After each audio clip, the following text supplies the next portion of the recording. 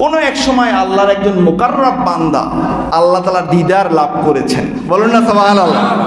আল্লাহ তাআলার দিদার লাভ করার পরে বলতেছেন যে ইয়া রাব্বুল আলামিন, আমার একটা জিনিস জানতে মনে চায়। কি সেটা?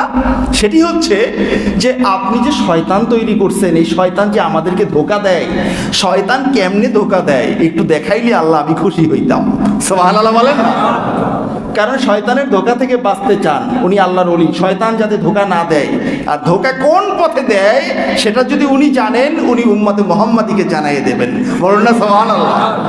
এখন আল্লাহ সুবহানাহু ওয়া তাআলা তার বান্দার, তার বন্ধুর এই প্রশ্নের জবাবে আল্লাহ সুবহানাহু ওয়া তাআলা একটা মানুষের আকৃতি এখানে বলা হয়েছে যে ফাআরাহুল হাক্কু হাইকালাল ইনসানি ফি সূরাতি বাল্লুর। এই বাল্লুর শব্দটা এটা হলো ফার্সি শব্দ। বলা হয়েছে যে মানুষের আকৃতি কিন্তু তৈরি হলো পাথরের। কিসের তৈরি? পাথরের একটা মূর্তি আল্লাহ তাআলা দেখাইছেন যে তুমি দেখতে চাও মানুষকে কিভাবে ধোঁকা দেয়, দেখো এই হলো মানুষ, পাথরের তৈরি একটা মানুষ। আর শয়তানটাকে সামনে এনেছেন। শয়তানটা কেমনে আসছে?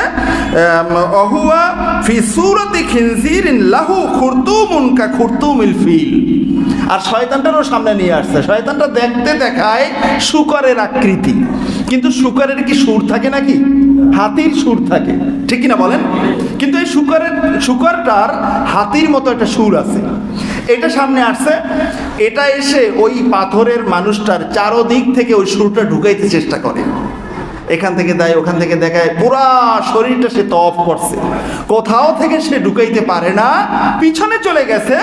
মানুষের কলব হলো বাম স্তনের 2 আঙ্গুল নিচে।